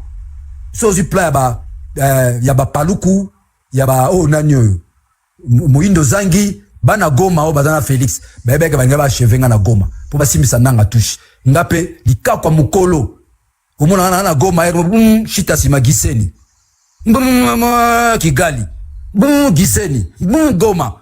Pose wanga isa facilité papa Mike parce que moi je travaille avec la puissance ancestrale na rola la bobakoko bala musinga elamuka bima so akar kota giseni baba beta drone jou bazo beta jikaka drone ngana za pratiquement quartier moko na jikaka donc ta bazo beta drone na liste bateau Félix a faut boma Daniel Saf pour na décourager bato ba M23 te ba kota Goma te so landi jou bazo beta drone na giseni mais na Goma na bimi na koti giseni puissance ancestrale qui ngomza la grande spiritualité homme noir n'a déjà informé na nenge ya bokoko lobo lianga na poison de bangaba lianga na poison et simbite na zo se soigner ko lianga na biloko buzo baboy hier ko tweeter na 4 h du matin que Kabila kufi azu drone Kabila penenga zana grand gunza et beta côté mususu ko boma mundele irata Kabila pangane tozaka na spiritualité moko irata alors Israël Mutombo azana pona ko manipuler na ko désorienter information papa azolo belani comme ba investigation na Congo wana Panos Paris mutaka formé ba journaliste d'investigation tous les cas 20 la femme merci la femme Patricia Panos Paris mundele mutaka formé ba investigateur Israël azalaka na mungana yazaki infirmier na omeko na matete asokola ba pota pour spécialité na omeko na matete ando sa na omeko asokola ba pota moko laboratoire azalaka kutu na idée te ka kosala musala zo sala lelo. Alors il a travaillé avec Kanyama yena Tony Mwaba oyo ministre de l'éducation so boye ba Tony Mwaba azaka ministre de l'éducation Longwe avant Willy après Willy Bakonga. Merci camarade Mbouki. Beaucoup. Après Willy Bakonga. Israël muto bando sale pa Kanyama bazala comme agent de renseignement. Israël muto agent de renseignement. Tanga Longwe avant na noye banana na Kanyama we bana Kanyama ndeni. Il y a des infirmiers, qu'on se le dise, j'ai du respect aux infirmiers, j'ai du respect aux médecins, j'ai du respect, n'a pas négligé. Mais le salaire infirmier à Zozwa, ça ne suffisait pas. Il comblait son travail, il y a au Tekaka Bangi, na Kankokolo, na Kanlufungula. C'est là où il va tisser des relations avec des officiers. Non, honorable, attendez. Faut vraiment Zala l'écouter, hein, pour, non, c'est pas si c'est un dossier, fait de toute la question. Donc, Azala un dealer alors, c'était un dealer, un ex-dealer. C'est un dealer. À cause de Radiamba, na Kanko Kolona Kalufungula. C'est là où il va tisser des relations, na Kanyama. À l'époque, Azagi Moulouba Mouindoute, parce qu'Israël Moutombo, maman na yaza Moulouba, papa na yaza Mungala. Net Mobutu akufa, kota Mobutu esfuta kalisusuté, andingama na kota Baluba. Parce que Mobutu Azagi en vie, ngoyo kote Moulouba Mouindo, ngoyo kote Mungala Mouindo. Kota Mobutu esfuta kalisusuté. Kote Zofute za kota Félix. C'est là où il va s'attacher à Kanyama, comme bande onangai ya Kasai bazala mwa ba sensation tribal ba okangama nae. Bon musala ni ba repesa na kanko konaka lufungula. Yo za civil, aux infirmiers. Musala ba opesa pesa ka biso ba information. Sur base de ça. Na kosonga na relaxa bino, faut aider na chiteti na problème avec Jacques Ndala. Combien il a tenté de sacrifier les gens? A comme agent wana. Tant comme agent. Azo sala na Kanyama. De Kanyama travaille avec la presse. Bazana ba communiquer ba pesa na ba journaliste, il y a presse écrite à la télévision. Yé abolomo na mbongo ne bana ko bima. De l'argent destiné aux médias. Ndako za goût. Yé pe akoma ko animer ba tranche matinale pour la bénéficier kana ba mbongo eza destiné na média yé. C'est qui détecte quoi ça la chaîne comme danger. A rezo ba tranche matinale. Muta pesa avantage journal ba tranche matinale. Chaîne à Jean-Pierre Mbemba. Canal Kin. À une tranche matinale, il y a 45 minutes. Allez, kaka, animera émission, ni. Alors, tant au pouvoir à Tshisekedi de Koya, c'est là où Israël va avoir de l'ampleur. C'est là où Israël va avoir de l'ampleur. Mais maintenant, il y a toujours des relations, Diambezo Kotala, Azoteka Diambana, na Kalufungula, Azoteka na Kakokolo, ils ont comblé salaire, il y a qui infirmier, parce qu'il y a infirmier na Omeko. Omeko, c'est un hôpital d'État à Matete. Il était là pour soigner des plaies. Hermorazo assisté dans le laboratoire. Un corps qui n'est pas vraiment assez intelligent. Arokoma, na tranche matinale, na Africa TV, na chaîne à Rubero. À Longwe, pas à Jean-Pierre Mbemba. Mais tout en demeurant agent de renseignement, il avait même une carte. Bato batambola na ba na roulage au Kangaete. So roulage à Kangé, à l'axi carte à Aner.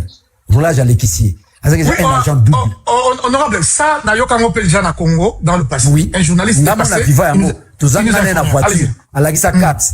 Donc, il n'y a aucune jalousie, la jalousie n'a été. N'a la tangi classe qu'on les caille. N'a mon yazo sala, abi non, bakendaranda nganga, nandara nganga zara visate. Au comme philosophe, mais moi je suis philosophe de formation. J'ai une licence en philosophie, option politique. D'ailleurs, n'a tangi qu'on les caille. Je suis journaliste, je suis juriste. Ba classe on a tangi so le BFC Israël tanga ba classe wana donc o tikimba mona do o kokato mona ngele kebele na juriste c'est des formations naza journaliste pas n'importe quel journaliste na tiki journalisme pour na comme député j'étais parmi les 9 juges élus na congrès donc na ki moko ya muto na ko juger journaliste na Congo na INPC na ki parmi les 9 juges pour na ko juger la déontologie à journaliste. Na longwe journaliste comme président de tous les journalistes de la presse écrite du Congo, Daniel Saf. Donc, na tiki journaliste, maintenant, ba grade, na ki bo konsi. Président, il y a presse écrite, il y a ba journaux nyonso ya Congo, Daniel Saf. Ngai mutu na tinda, oh, le loza vice-président, c'est sac. que la presse quitte fois délégué Moutuna c'est ça. Ngai Moutou parle sur base d'un congrès. Ngam na dirigeant réunion ana journaliste nous soit na réunion là que c'est là où les gens ont découvert mes capacités biologiques extraordinaires. Bah jeunesse bah où t'as des parts les Congo bah ya photo sélectionner moko akende na c'est ça. Donc j'ai des qualités oyo bande ko balinga ba tout faire ngo na balukuta na bakofinga so la ninga na za irréprochable papa mai. So na gi Moutou na viola na yiba ndeko ka balobango. Ba ka ne lokomo amela diamba donc d'abord Marley azonga sima. Oh, il y a Félix, grand Momeli Diamba. Félix Nomonio. Grand Momeli Diamba. Félix, c'est que je le confirme. Grand Momeli Diamba. Si aucun a siège à IDPS, Bateka Diamba. Bateka Lotoko. Diamba me la marana limité nos yeux au vide de tout le monde. On n'en parle pas. Mais là, tu sangai. Mais la Diamba. Donc, la qualité n'a pas zipango. Babimisa. Mais la Diamba. Diamba, on a mis l'ango. Si vous avez une photo, à ta image, vous place dans un mélodie, on a babimisa. Donc, ça veut dire que, lorsque vous regardez les gilets à Diamba, donc dernier ça faisait irréprochable. Parce que ceux qui n'a viola, ceux qui n'a iba, ceux qui n'a détournant, j'ai eu à gérer l'ensemble pour la République. N'am na aussi Mambongo, demandé à Francis Kalombo. N'am na aussi Mambongo, boyoka mouremote kaibi. J'ai eu à gérer la caisse, il y a presse, na iba. Alors, honorable, on y va. Alors, pour dire que, esa jalousie, mais le problème c'est quoi? Je suis ce qu'on appelle la conscience critique. Il y a Congo. Israël Moutombo, un investigateur. L'investigation, ce sont des faits. L'investigation, c'est la précision. L'investigation, quand on dit les faits sont totaux et globaux en sociologie. Yo lelo la Burkina Tongo lobi, bamoni vali en Afrique du Sud. Car yo moko la Burkina Tongo, oh vali bamoni na Congo Brazzaville. Oh te vali a kokati sa samedi. Siko yo Israël Moutombo, tu travailles pour le pouvoir ou pour le peuple? Parce que le travail du journaliste, les journalistes travaillent pour le peuple. Ils ne travaillent pas pour le pouvoir, pour le peuple. Il peut relayer l'information. Il y a pouvoir, mais il n'est pas au service du pouvoir. Lorsqu'un journaliste travaille pour le pouvoir, il devient un danger pour la société. Il devient un danger pour la société. Or, pour le moment, Israël Moutombo est devenu un danger pour nous. Ceux qui te téléméliés te combat Sinzili Amboka. Ceux qui te téléméliés te combat ancien journaliste. Toi, journaliste, bangonyo soto on suit ba pratique locale, ba Israël Moutombo, ba comme ba danger pour Namboka. Soro Tanguy Francis Bal, dans son livre intitulé Si la presse n'existait pas, il dit ceci. C'est un danger pour un pays qui gère des journalistes pauvres. Fin de citation. Pour la nine. Tant que les journalistes ne sont pas attaqués, Arolinga ne pas à pouvoir, Arokoma danger. Pour le peuple, pour Namboka nae, pour la nine. Aromema lokuta, Aro désinformer information. Israël a remis qu'on désinformer information. Honorable, un instant. Est-ce qu'il est en service payé pour le faire? Jalousie. Yo ndimi na média na biso. Moi j'ai œuvré dans les médias. C'est le secteur qui gère les pauvres. Journaliste, un bon journaliste congolais en Eloroni. Un bon médecin congolais en Eloroni. Un bon infirmier congolais en Eloroni. Un bon fonctionnaire congolais en Eloroni. Aisance matérielle aux comme ça va jaloux. Je ne crois pas que Pétion a 3 immeubles, 4 immeubles là Kinshasa. Je ne pense pas. Yo moni mutation bidji par là que ça va toi Israël mutomba son bidji. Ce sont des intimidations ça ne l'autre. Il y en a bi prosa bon mengona ne katamate. Il est payé chez on a salaire on a momani. À son temps, avant de louer l'espace, dans la qui sera louer espace, il y a 45 minutes, to 1 heure d'état et pas à Roubero, dans Africa TV. Bon, selon la politique, c'est une émission. Et comme ma chaîne cantesque. C'est le pouvoir qui a mis les moyens. C'est le pouvoir qui a mis les moyens. Ça, c'est les 1. De 2. Bateau, il y a comme invité na chaîne, il y a Bossolo. Bafoutara combien? Tobeta calcul ngana. Bafoutara $500, $200. Ceux qui pressent pengal, les cas fouti 200.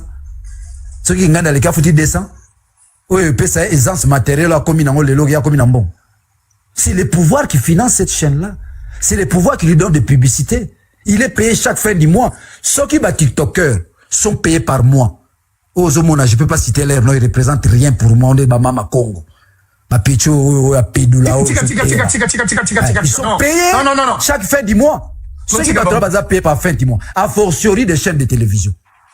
Bah, local, ils sont payés, beaucoup de chaînes qui sont payées, des journalistes. Parce que c'est un pouvoir assis sur le tribalisme. C'est un pouvoir assis sur l'absence de la légitimité. C'est un pouvoir assis sur l'escroquerie. C'est un pouvoir qui n'est pas pouvoir. Alors, pour ne comme à pouvoir, il faut chercher par-ci, par-là, qui sont ceux-là qui peuvent nous soutenir, qui peuvent nous accompagner. Et ça, pouvoir, c'est un pouvoir qui vit ce qu'on appelle la peur du lendemain.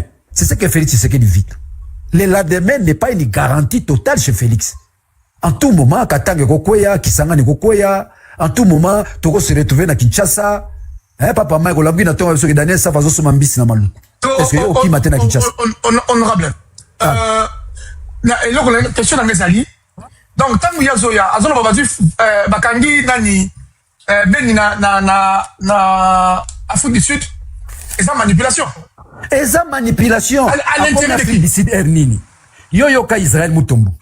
Ah, en tout cas, vraiment, et logo, pouvoir à Sali, procureur à Sali, Bakangi Beni,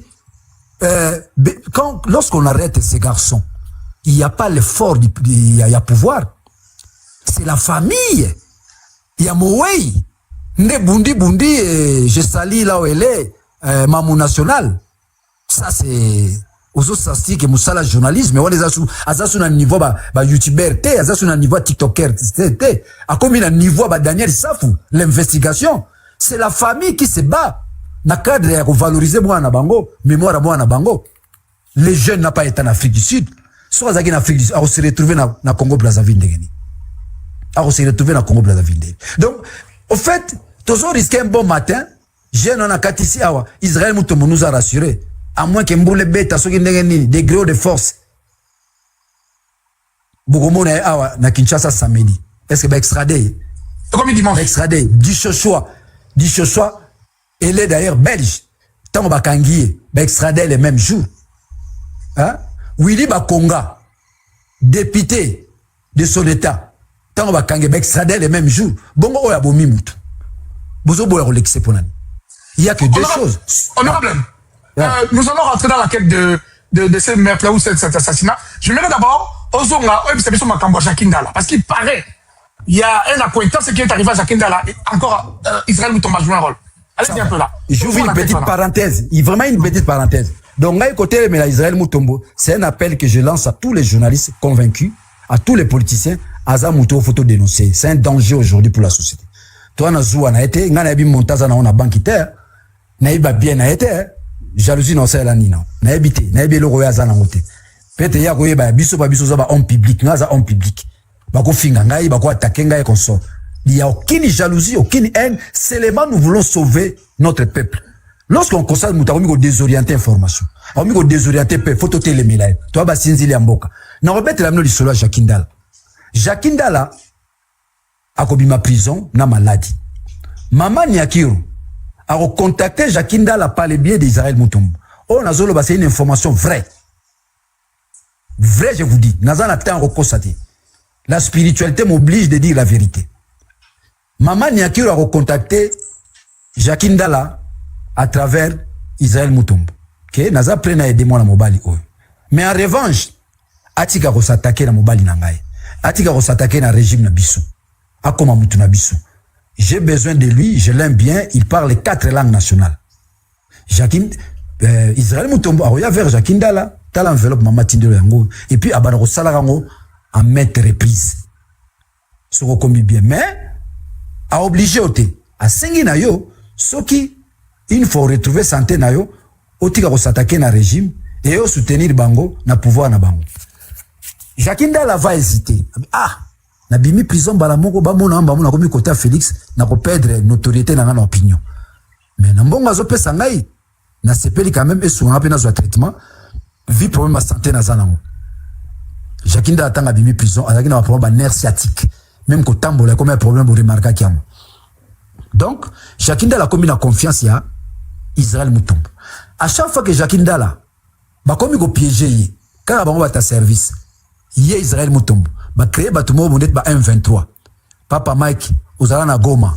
Est-ce que le M23 procès na ningo yoga ya recruter bat même ngana na Goma M23 recrutanga te jamais ils ont ngamo convocation na ngamoko exactement mukolomote nanga ozo apparaître na benga kingandi ote oui, honorable un instant je ferai quelque chose de très important chers amis Bako Sabinote l'AFC Bar M23 n'a pas une structure et a qu'on recrute à Rabatou. Jamais. Bah, il recrutait un tel. Bah, bien, on a eux qui, excusez-moi, je vais être quand même assez violent. Je suis toujours très poli. Des imbéciles. Oh, il y a quoi que le Bengue va recruter. L'AFC a recruté à Moutouté. Et ça, volonté na yo. C'est ta propre volonté. Par rapport à la conviction, il y a combat na bango pour rejoindre l'AFC. Parce que petit n'a plus son mot boyé. Bantangi a mon le bagage, bah, intro, on a besoin, on a petit na souhaite. Quand on s'en la vidéo, Nicolo, on s'en va tangi combo, il y a cordon, combo, il y a chef d'état-major, on fout tété. Mais il y a petit na vidéo, il y a besoin, bah, donc, FC ne recrute personne. Même si c'est comment on va passer 10 000. Yo, ça n'a rien. Yo, vous mettez mon dos, qui est spécialiste, il y a guerre ou bien, vous êtes stratège, pour FC, soit 2 000 appels, ça, yo, ok, ne gomme. Chers amis, faut arrêter un peu votre histoire. Toi, t'es qui? Il y a des personnes qui ne sont que les personnes parce qu'ils sont au TikTok. Sur TikTok et Kanami, ils ne plus rien, ils ne pèsent pas. Vous ne représentez absolument rien sur TikTok et Kanami. Nous autres, sur TikTok et Kanami, on continue à fonctionner. Donc, l'AFC n'a jamais recruté un Congolais. Donc, il faut arrêter un peu vos rêves. On a recruté on communiquera pas l'AFC. Non. Conviction, il y en a eu au région de Bango. Honorable Kangi, chapitre 1. Continuez. Alors, pour dire que AFC M23 a recruté à Moutouté. Ngala se retrouve na Goma, Moutoumonta Benganga Ininte. Ngamo moni que je suis en insécurité na Kinshasa. Ngai na famille na ngai moko. Et je vous dis, ceux qui n'ont joué une intuition, tenez na zana sama belelelo. Parce que Félix tenait mordicus Daniel Safa Koufa. Déjà sur Hollandi, des journalistes comme Israël déjà bané Rolobango. Daniel Safa Beli Liboma, Daniel Safa Koufi. Parce que banga betanga tonga insuline. So ba beto tonga insuline wana et comme ils sont des tikizengi neti mutaliboma. Et Israël Moutombo faisait déjà la campagne là-dessus. Daniel Safa comme Liboma, a comme Liboma. Parce que déjà ba bi que taba betelo wana yazo préparer opinion. Donc Israël Moutombo zana pour préparer opinion. Ndeo moni makambo oyo ya ndeko na biso en Afrique du Sud lelo a komi zoba parce que un journaliste d'investigation a présenté 3 faits a présenté même ba R sur la liste Israël Moutombo il cherche à désorienter l'information parce que ça problème moko grave ya pouvoir Papa Mike avant to kenenango boko risquer mu comme subolombi na tongo balobi à Missi à se suicidaka ndeo mona likamba Chéribin to kenenango pourquoi? D'abord, pourquoi? Les jeunes hommes, déjà, sont aussi service et renseignement. Brazzaville, il faut reconnaître qu'il y a la dictature. Ils ont dit, il y a au Tchombe, li Kambabongo. Abimi Samtumi Chopo, na libumute. Jakinda là, il va faire confiance à Israël Moutombo. Israël Moutombo a remonté Jakinda la G. A créé Baja renseignement, Babimile Bata M23. Babenga gae. Ah, bonjour Jackie. Biso zana Goma. Nanga mtatindi biso olubindeni. Tonto tindi lombo ngomobo yo rejoindre biso koto mais avant ça, tonto singo ba service mo. Jackie ndala boyaka. Ah te. Makambola nga penda rebellion na kokota te. So azu conversation na atindi lango Israël Moutombo Israël. Faut la ksango mère pour mère atindi langa mbongo. Mère amonake bazo contacter nga na M23. Mais c'était le M23 monté par Israël Moutombo. Ça que Jackie ndala yeba. Jakinda se confiera na mbongo Israël Moutombo ayela kaye. Ozola na ngai. Israël Moutombo zo sala nini? A livré Jakinda la ye côte na mata. Parce que na ba service de renseignement, plus vous amenez les informations, plus vous avez de la considération, plus pe enveloppe nous sala nini ezo mata. Yaza na besoin mbongo. Alors koso mbongo. Ali ngalaxa yaza danger. Tozo bunda bitumba. Nyoka ya Pharaon. Na nyoka ya Nzambe telemi nana oganye bitumba comme même watu na masese. Moi je posais les problèmes de la vérité, réponse à zozongi c'est ça masese. C'est un homme très dangereux ou azozo mbongo ya makila. Yemoko Israël Moutombo a monté les Jakindala. Biloko yoga Jakindala lingo panza pon ya mayanjili ba pese mbongo na M23 papa magi yo koma na Goma. Est-ce que M23 FCC va fonctionnera bon? Jamais. So va doit bouka pont va repasser par Jakindala terre. Va repasser par un initié aux armes. Jakindala za initié na ba arme te ay mama mindu kite. Ba ko kanga Jakindala. Bato baloba Jakindala tanga ba kanga bango te. Baza libanda pour dire que c'était un montage. Jakindala ba ko kanga ba ko sambisa. Ba ko bengisa Israël Moutombo. Tango boyokaki. Oh dossier à Marcelo. Ba bengisi Israël Moutombo. Israël Moutombo ba na poto c'est faux. Ya ki dossier à Marcelo te, ya ki dossier à Jakindala. Bako bengi sa baki dossier à Jakinda les a vide. c'est toi qui as donné les informations que Jacques Ndala avec les M23. Il y a qu'à pour to combler dossier wana. Ti lelo a okende, tant a okende, ko bimana akemba mo poto. Ti lelo dossier Jacques Ndala les a vite. On devait les libérer. Ti lelo ba libérer Jacques Ndala. C'est Israël Mutombo qui a monté affaire wana, Ali Mbongo, Jacques Ndala s'est retrouvé dans la prison.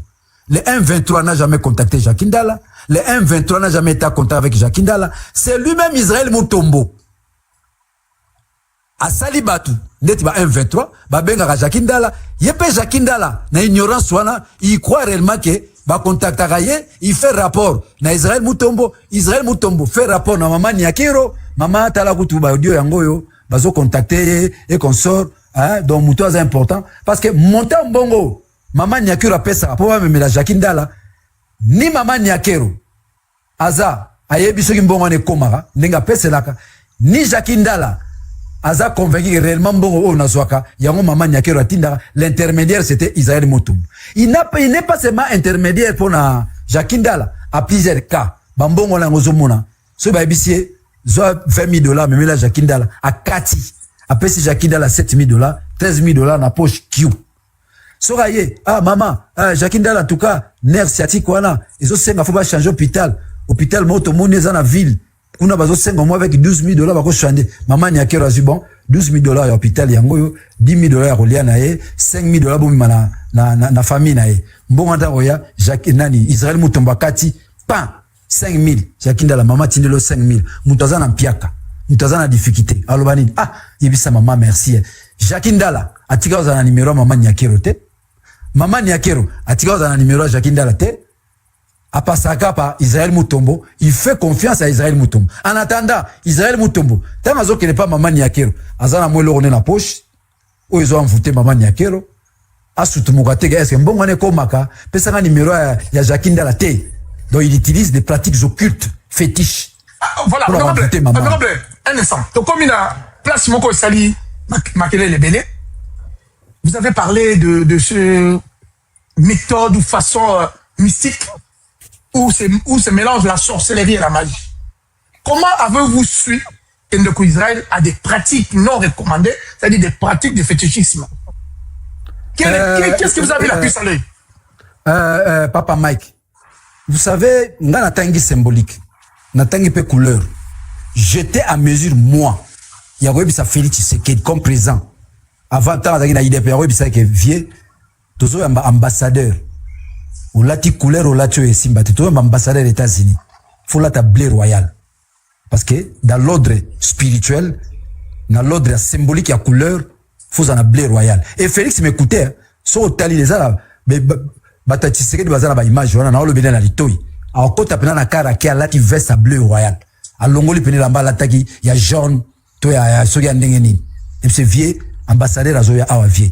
Couleur ou lati et koki ko séduire ambassadeur te biso bunda bitumba vieux. Yonde leader na biso. Zonga ndaku changer puis so siège à parti nandaku ebaloza musikate. Azoyo kelangai. Azo senti que Daniel aza spirituel. Azonga pena lati chemise à blé, pas blé foncé ou bien blé royal. Donc la couleur joue son rôle dans la dimension spirituelle. Alors, pour dire que par ricochet, la symbolique joue son rôle dans la dimension spirituelle. N'a pas ça un exemple, mon robot. Parce que au monde spirituel, Papa Mike, kosakana na ba musicien, artiste et musicien. Kosakana na ba comédien, ba artiste et comédien. Kosakana na ba joueur. Bazaba tout moko très avancé sur les plans ésotériques. Très avancé. Yozomona Pecho Ferre, Pecho JB, Pecho ni baza très avancé. Donc ngaso nazo nota là musicien.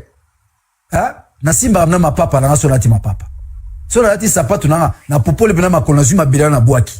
Parce que eza bateau babangi sarangai. Ils sont très avancés.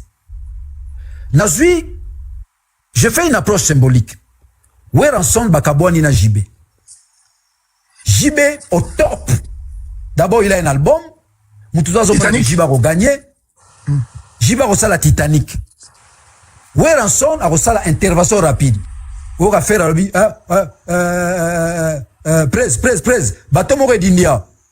Où ensemble rabi. Dindi sango lisusu. Intervention rapide. Où tout soit bilé ou lequel. Ouais. vutula mbongo ya Serge Kasanda, oh ya ye. Alu vutula mbongo ya Didi Kinwani, oh ya ye. Awenge, vutula mbongo wenge. Babima balata ba sultani. We ranson sultani leti sango. Bango nyonso ba Ferregola, ba Dolph Dominguez, balata ba sultani leti ba sango. Album wana arrangement musical 0. Son 0. So aussi son à JB, aussi son à Wera. Les jours et la nuit. Mais album wana bêta Titanic. Et ningi se kanga 4 kwa ya mboka. Hein? Et kanga sala succès album wana ngwe mema meme Wera son bêta ça de martyr. Biso nyonso to sopa na Wera son. Vous croyez que c'est le roman ordinaire? Il y a une dimension ésotérique et mystique. Après wana, mutu moto ya robima na biloko ba sultani wana. Mutu ya robima ne loka sultani Israël mutombo. Alati na chapele. Israël mutombo za branamiste. Assemble pas Barouti. Et Barouti kuta bengana raye. Il a été excommunié par Barouti. Et puis pour la nini, je vous donne l'information. Israël mutombo habitait chez sa grande sœur na Salongo. Azo fan de pas grande sœur. Na Boutou, à côté la raba nièce nae. Grande sœur n'a repé sa rapport en église. Grande sœur n'a rebenga nae, église pe rebenga nae. Israël mutombo. Ba nièce nae. Tana muto ana tendance à bimana banan kasi nae. Est-ce que ça mutombo normal? Si le plan spirituel, ça normal te? Ce que je dis bana salon ba marambo na zolo. Azo bimana ba nièce na Boutou. Grande sœur n'a de refunda une église. Tala maramboule ki na ngazo sala ndako. Honorable. Église rebenga nae. Honorable. Là? Juste une minute. Juste une minute. Peuple va se rappeler de Logo Moro. 15 secondes. Tant bazo bete logo bazo la taba soutenu au monde Israël mutombo nga lati. Faut libérer peuple na biso. Le peuple est pris en otage. Même Félix. Olanda ki di chocho lo bidika moko boye. Bakanga mutu mwa za na prison ki chef coutumier. Azara kache en Afrique du Sud. Zombie. Akata Félix banzoloko. Asokola ma ya mien. Asokola Félix ma ya mien. Tango Félix a okene na Ghana. Banganga Ghana ba ebisie. Yo sokola ma ya mien. Bakata banzoloko féticheur na kosa yo. Tango ruta Ghana zonga bia bokanga papi zombie. Aza na prison. Asokola Félix ma ya mien. Donc ça dit que nous sommes un pays là où il n'y a pas l'intelligence, là où il n'y a pas la certitude, là où il n'y a pas idéal, bazo kota na bakisi, na ba occultisme. Félix n'est pas un livre, à côté, la franc-maçonnerie rose quoi, Papa Mike, la franc-maçonnerie, la rose quoi, ça demande de l'intelligence ou la jugeote. La franc-maçonnerie, ma dissertation est alliée. On te donne un sujet de dissertation, tu dois développer. La rose quoi, vous allez étudier la physique, vous allez étudier la biologie, vous allez étudier la chimie. Donc, yom to tanga bien te moyo kena bilo kwa les athées. Alors, ceux qui sont pas allés à l'école, bah, kendara directement, na ba pratique au kito eza rapide. Zwan likao, zo tchana poche. Na butu option comme 0R. Bele la kombo bo, repumboa. Bilo Félix azo salangwana. Et ça nuit les pays. Quand vous êtes au sommet de l'État, au lieu d'utiliser la spiritualité, vous utilisez le fétichisme. Donc, vous avez mamboka. Basta son sono mona so des maçons. Oya Gabon sont des maçons. Ok na oya Ghana sont des rosicruciens. Mais biso ezapenda ko wa fétiche na fétiche, manseba. Zwa miku amboa. Sangisa na boy. Sala babu. Alors, Israël Mutombo va utiliser de la soutane. Honorable, un instant. Oui. Dans la maison mère, exemple ça, biso moko de la forêt. Donc, dans la fanatique, c'est de la forêt. Donc, Zagara, l'histoire Congo. On y va, honorable. Papa Mike. Tolo bango lelo moni musique muto akontreli ngazate jamais osala succès na musique sans osala na dimension culte kobana nani Presley ouye na Michael Jackson ouye na Johnny Hallyday bango nyonso à travers le monde jamais osala succès sans être métaphysicien. Donc la musique est assis, l'art musical est assis si la métaphysique. Voilà la émission. Na fond la parenthèse moi mukena na vient na mo na côtoyer. À ça la recherche do ré mi les 7 sons la musique. Vient na bakisa. Abakisa do ré mi fa sol la si do. Vient ça la recherche abakisa zebola abeza ba son. Abi petit na ngai la musique africaine eza musika. Et batebele ba baraté pour via ça là la mathématique acoustique na Sénégal. Tant a kufia tikilanga ba biloko nenyo sotuana pour abotate. Et c'est là où je découvre que Zebola et ba son. Do ré mi fa sol la si do Zebola. On a article le biloko article ba kisi na yo benen. Te tikilanga ba recherche na ye. Papa Mike ngaza ma chercheur na domaine métaphysique na chercheur. So na biso mutu azanganga mutu aliaka bato mutu andokindimelanga na cherche na bandi recherche na mwana muke on y va on continue Israël OK je n'ai pas chercheur na domaine métaphysique d'abord na métaphysicien comme philosophe de formation je suis métaphysicien donc la capacité de dénoncer papa Mike ba moi je suis azandoki leki nanga bandeko nanga basi to ba na robala so na boyi libala na o santété libala ne kufana leki nanga moi ça zo no robala la bisi mba no azandoki batelemelanga bien olingo bala ndengai akoma na libala so ekomi 2h du matin mona mobile na mbetu te azonga binoko bano za na raison libala ne kufa donc na famille na biso d'abord na chef on doit tourner Israël Mutombo OK Israël Mutombo Israël Mutombo akobima na Soutani soki ba kinoa baza nazo mema ba kinoa na réflexion akobima na Soutani maboko likolo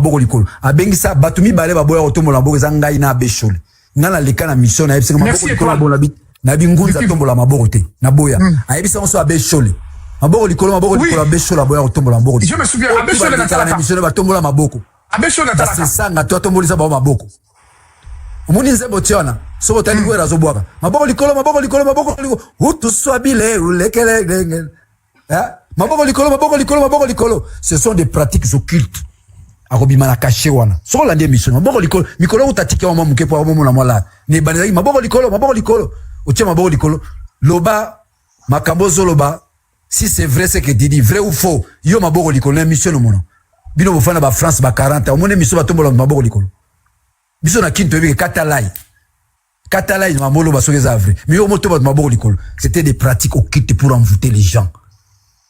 Soutani na chapeli ayebi loko mo so biselo ba Maria lo sako ayebi yangote Maria lo sako tondi grâce à mokonza zali ayebi yangote otomeka je vous salue Marie on aura une question j'ai une question on s'attaquer na basango honorable la question est de savoir balobi tout simplement parenthèse que depuis l'arrivée de Félix Tshisekedi au pouvoir parmi la pratique mingi lelo ezokene mabe bato bazana pouvoir aujourd'hui y compris nous sommes terrain en Israël beaucoup bakomi na des fois, on parle de beaucoup de pratiques dans le cadre du pouvoir actuel.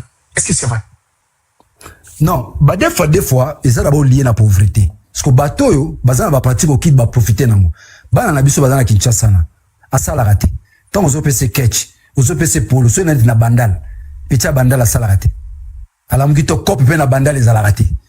Ba commune za na cop ezati ba commune matete kuna pe cop kufa parce que 30 ans aux Taba Congo zona biloko kope robetama na bachangu banini kope zate na kin parce que bateau ba outi mingi ba outi na diaspora na binoana ils sont dans les sectes occultes bazako tuna ba loge té parce qu'il y a une différence entre les loges et les sectes pour ba loge sengi faut adhérer c'est pas tout le monde à côté la loge faut na moi jijote moroboy na moi niveau moroboy un non diplômé de toro côté loge té au minimum faut un diplôme d'état et par rigueur un diplôme universitaire parce que tu dois faut tanga ba livre yosko okota otanga livre ni webi mathématique té webi physique té faut tanga Pythagore webi été donc bazala ba secte monsieur ça traditionnel o ba utilo mena ba mboka ndeti na mbujimai ba pasteur rebelle ba solana nzete o na lo ba mukuna pasteur mukuna solana nzete zoloba nzete webi so salabo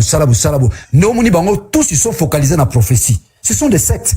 Parce que secte wana okiko mona mutu, okiko tanga makambo ya mutu, soit na maboko na e, soit na mbunzu na e. Na mbunzu na mone bimine écran. Bazola ki sa komono kingandi, tatano boye, bo sala bona famille na bino nini et ça demande des sacrifices et des énergies. Énergie le rezo onen. Na ba wale ça tout ça. Wana utunganga osaranate. Wana nganga so na kene église na roko isae. Netinga odaneso na kene église na kwei. Na dénoncer cérémonie ba stati ba bikeko loba biso na mboka na so bateka bikeko ya bikeko loba ndete nga na famille na biso zana bikeko ekeko zo loba ekeko ezali zo loba ngaza chef kutimi do dans ma famille zana bikeko oyo ekeko pende zo loba Daniel bima Congo kende Goma Félix Alingo Bomayo ezali bike kolobara Daniel papa Mike